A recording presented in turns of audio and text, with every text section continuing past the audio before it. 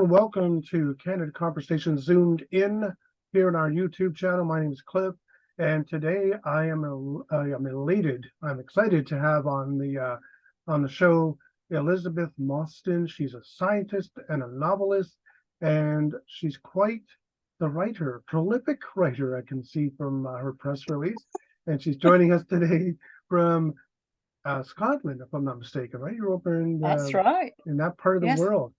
Where The it's very north of Scotland.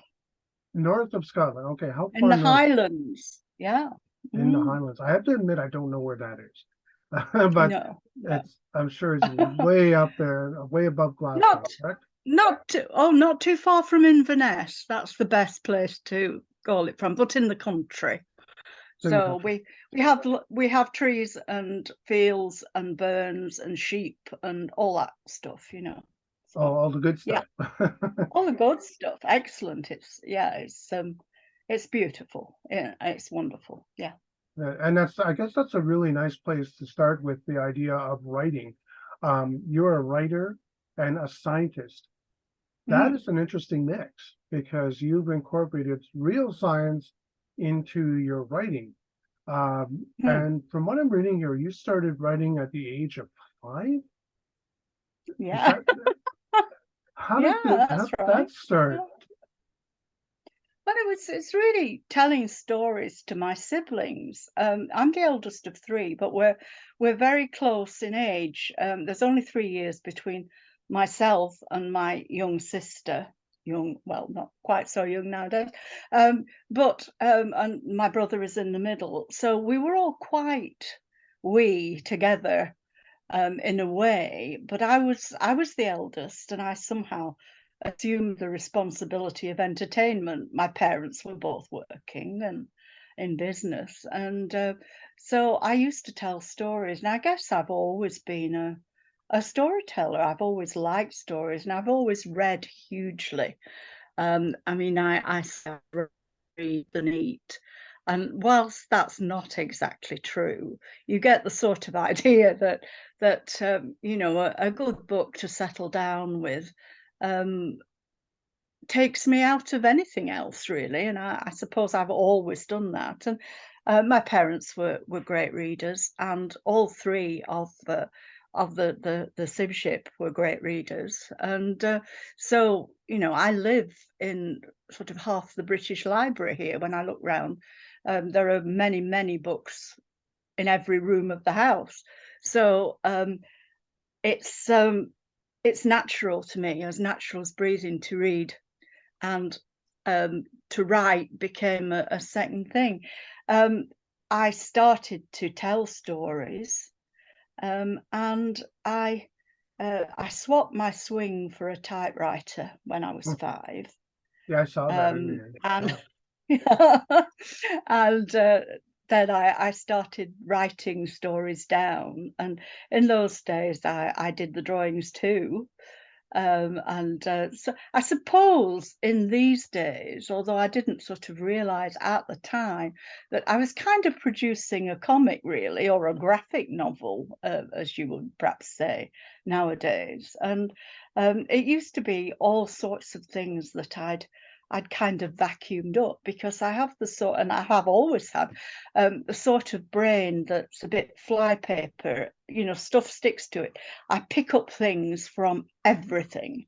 And, I'm reading a novel by someone else, obviously, and I get something from that and think, oh, that's interesting. And so I read a bit more about it. And I mean, the internet has been brilliant for me. Because it has meant, and particularly living where I do, I've lived in Scotland for 35 years now, and going to the library is quite a difficult thing. It's a big deal to go to the library. We do a small county library, it's about 5 miles away in Forest. But it's only a small one, and my own university libraries are miles away now. I could go to either St Andrews or to Aberdeen Library, because I've been a student at both of them, but it's too far to go, and I would have to camp out in the library to do all the research I want to do. So the internet is wonderful. for that, as long as you know how to do it, as long as you know you have enough judgment, I suppose. Perhaps sounds a bit arrogant, but when you're sort of brought up to understand how research is done or should be done, you know enough to have a detector for rubbish, and to be able to cross-check things, and actually how to find stuff, which is, you know, the main reason of going to get a degree in the first place, in my view. Because it doesn't tell you everything, but it tells you how to find out, which is a very important thing. Yeah, which is, I think, where you really want to start with is the first question. Um, how this works. The 5 Ws: who, what, where, when, and why. Yeah, And that's what yeah. helps. And as you pointed out, were a student of 2 universities, so you did a lot of studies. I see that you have studied. I can't pronounce it. Phenomenology and also Phenomenology. Phenomenology. phenomenology. That That's is right. a tongue Yeah. twister. Could you It describe what certainly that is. is? Yes. Well, it's not quite so easy to do that, and I was thinking about that before because I knew you were bound to ask that. Everybody does. The problem with phenomenology, in a way, is that it's not easy to explain in a few sentences. Mhm, So people are, well, what the heck is that sort of thing? And it is quite tricky.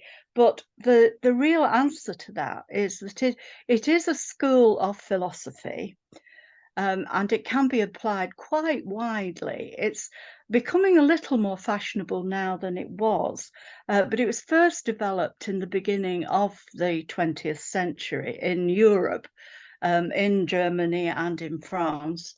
And there is a school of continental phenomenology now, and a transatlantic school, which has different methods and things of that sort. But what it really is that they say that the quote from Edmund Husserl, who founded phenomenology, is it's looking at the things themselves. It's going back to the basics. Taking a piece of writing, for example, or a police statement, in my case, in this series of novels, mhm, um, it's saying, what is this person actually saying? What words does this person use? Why does this person choose those specific words?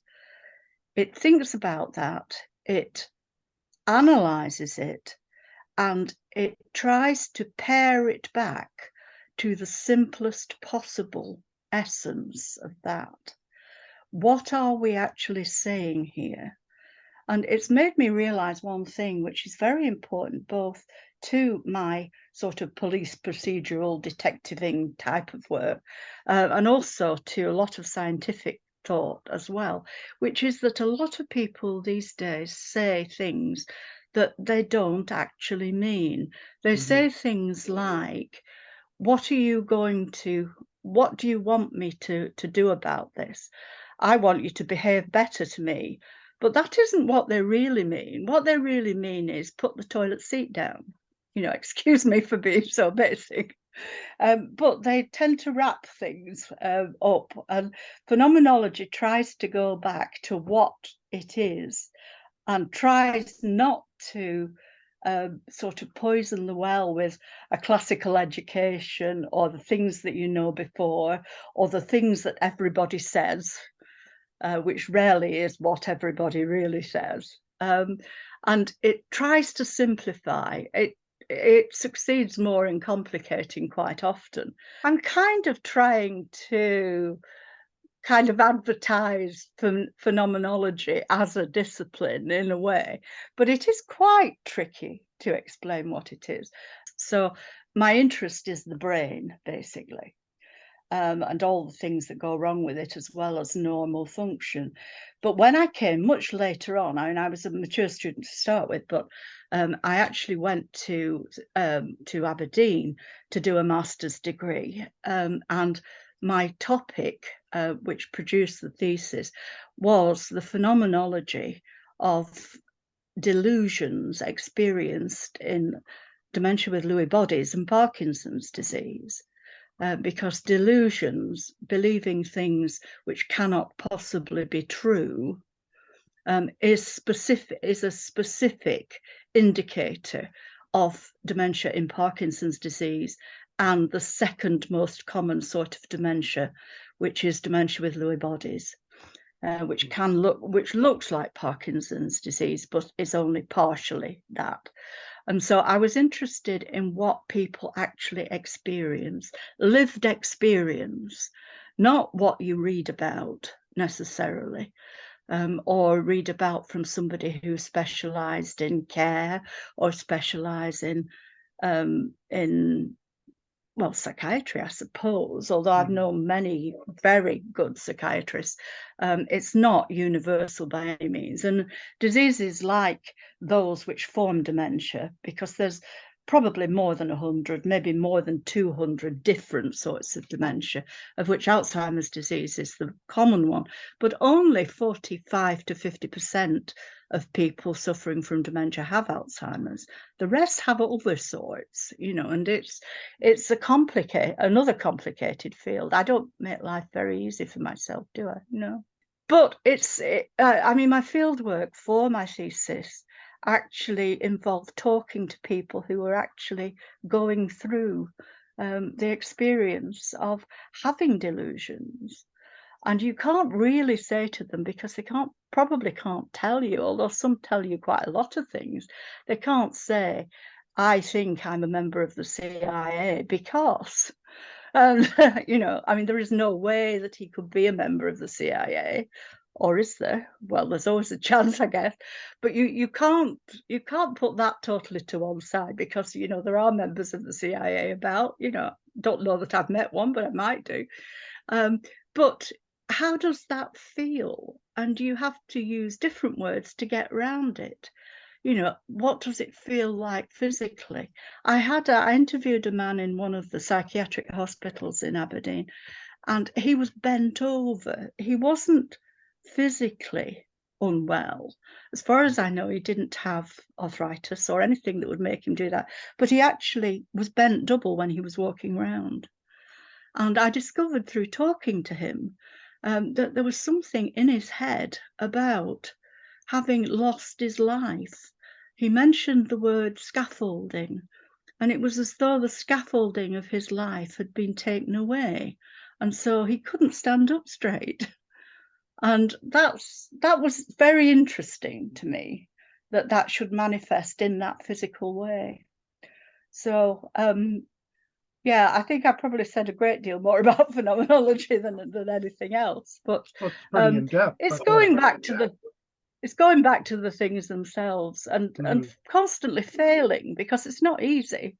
But I hope anybody who reads to the end of my 9-book series, of which I'm halfway through writing book 7 at the moment, I hope by the time they get to the end of it, having enjoyed it, because I hope to be entertaining as well, that they'll actually know a bit more about what it actually is, and that it's something that you can actually apply to things you think. I don't know who it was who said, don't believe everything you think, because some of us, sometimes a lot of us, are within something that doesn't let us see clearly. I'm thinking particularly of depression. You think that you're useless or pointless or worthless, I guess, and you can't see from out of that you aren't actually, and that every person has value. And if I could change the world, I would change that. Don't know how, but Yeah, wouldn't we all like change the world? But that's a very in-depth and very deep understanding of getting back to what people really mean. Like you say, putting down the toilet seat.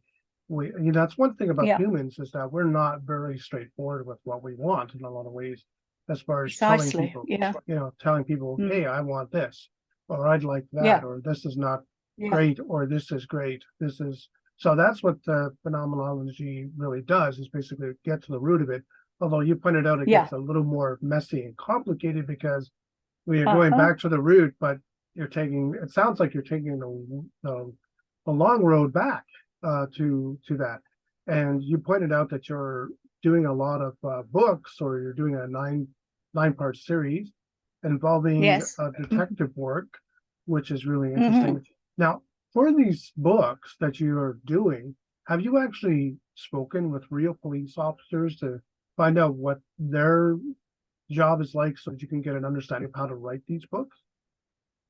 I have. I haven't done particular research for it, but I have had many conversations with police officers over the years Mm, because of having been involved as a person who studies and who works with people with dementia.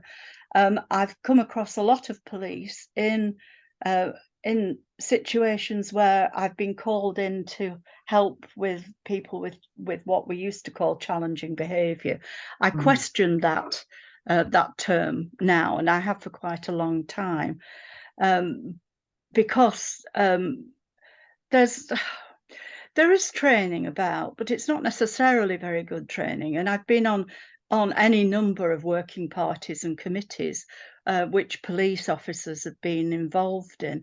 And I was thinking the other day about something about police witness statements and things of that sort. I think it was something on television that just sparked that. But it was to do with what I had quite a long conversation with a police officer several years ago about identity. And he said something which I thought was very strange at the time, but I'm quite, as I get older and more experienced, um, I sort of thought about that and I thought that needs quite a bit of thinking, really.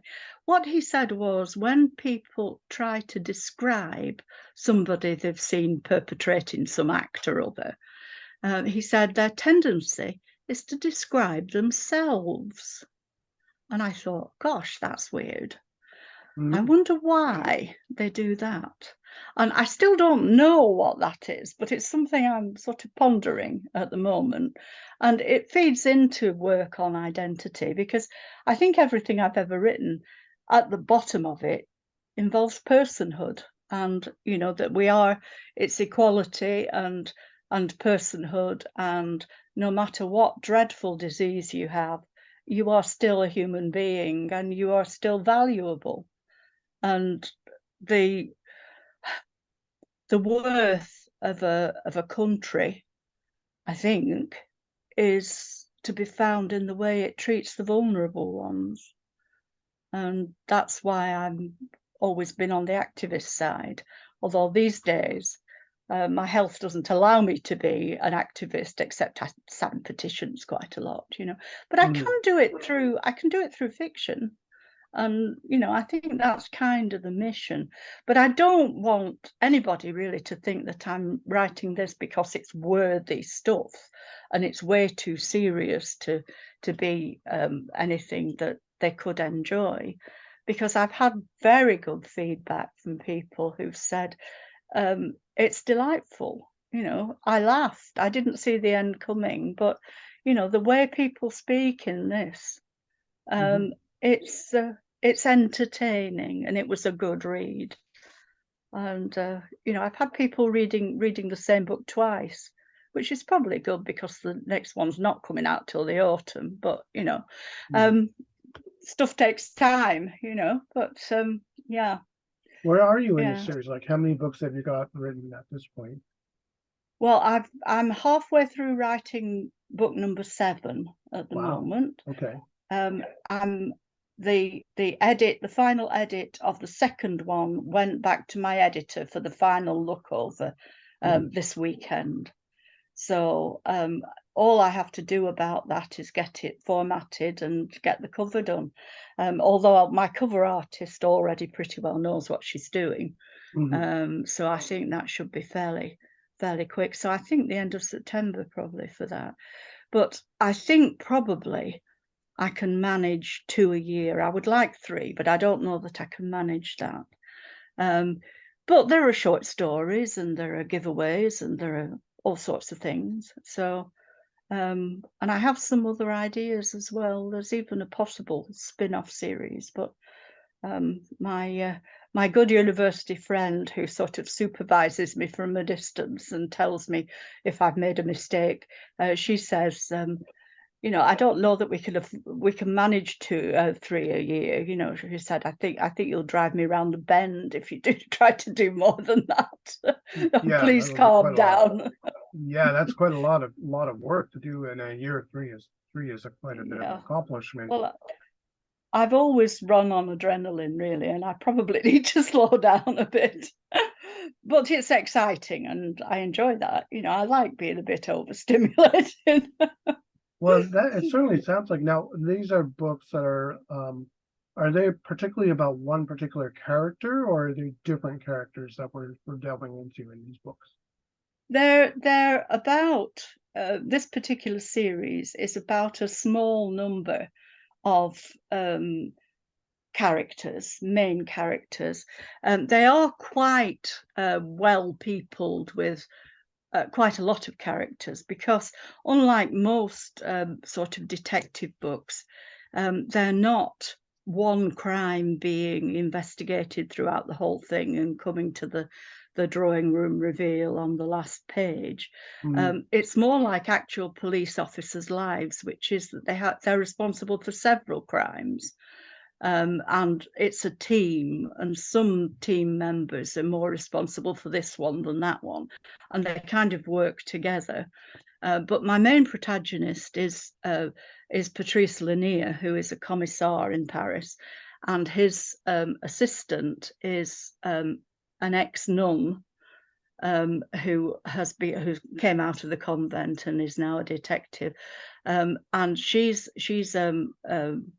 I can't remember it she's over 6 feet tall, and mhm. she's black. She's from Martinique, and Oh, she has a lot of interesting. Some people really think she's absolutely wonderful, mhm, and they call her in the police, because most police have nicknames. You probably know that most people do who read that sort of thing, mhm, and her nickname is Pucelle, which is the Maid of Orleans, of course, because she came from Orleans when she came to Paris, so they call her Pucelle.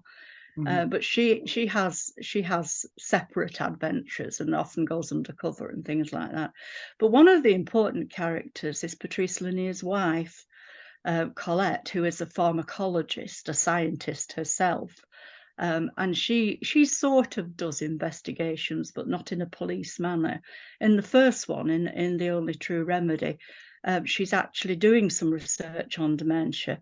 And during the book, her mother is diagnosed with age-related memory condition, and so she gets out all the prejudices, and you know, she got diagnosed, and so has my mother changed beyond all recognition? I can't do that. And so the personhood and everything comes in there.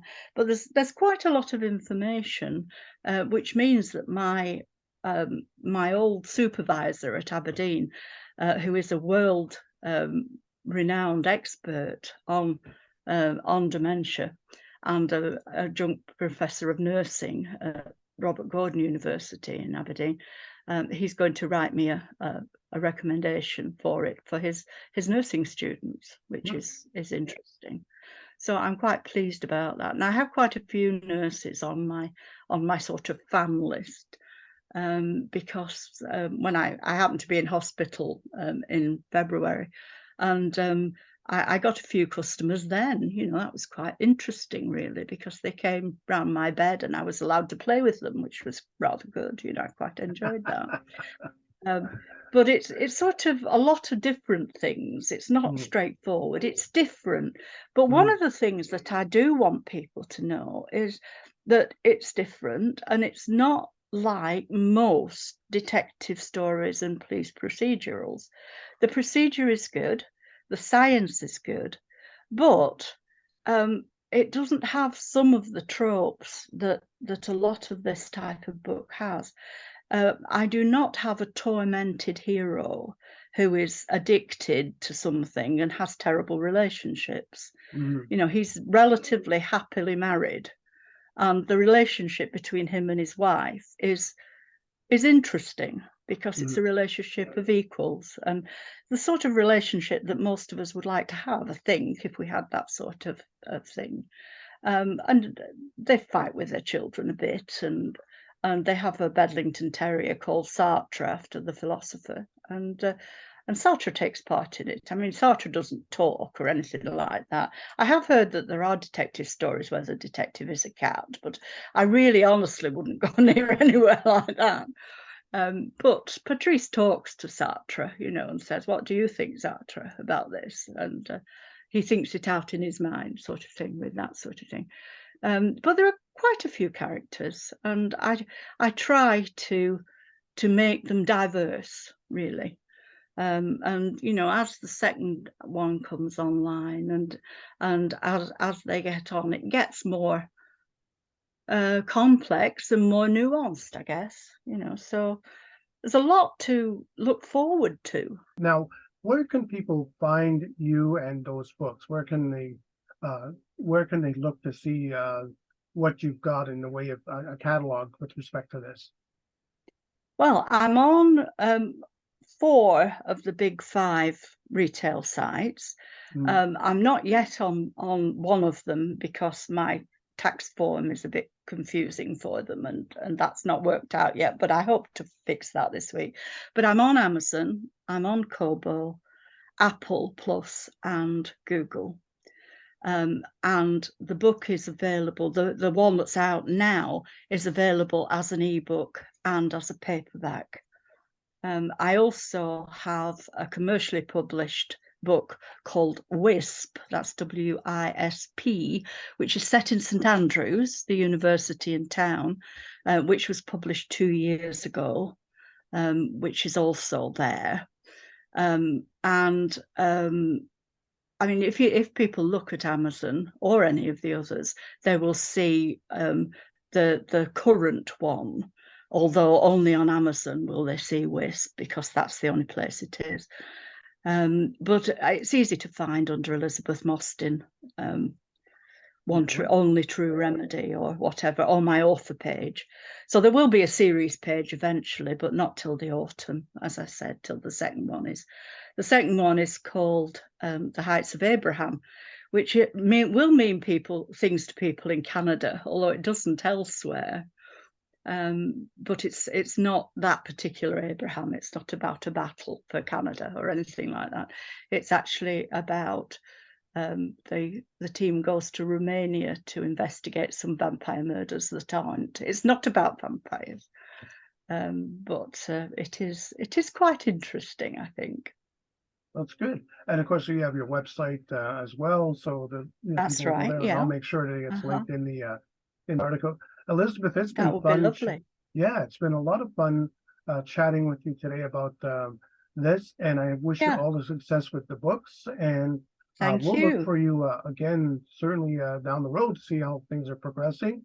That's going Super. to be I look that's forward. yeah, that's it for this particular episode of Zoomed In. My name is Cliff, and of Yeah. course, you're seeing us here on our YouTube channel. And we'll close it out here with that. Thanks again, Elizabeth, for your time today. It's been a real pleasure chatting. It's been a delight. Thank you. You're welcome.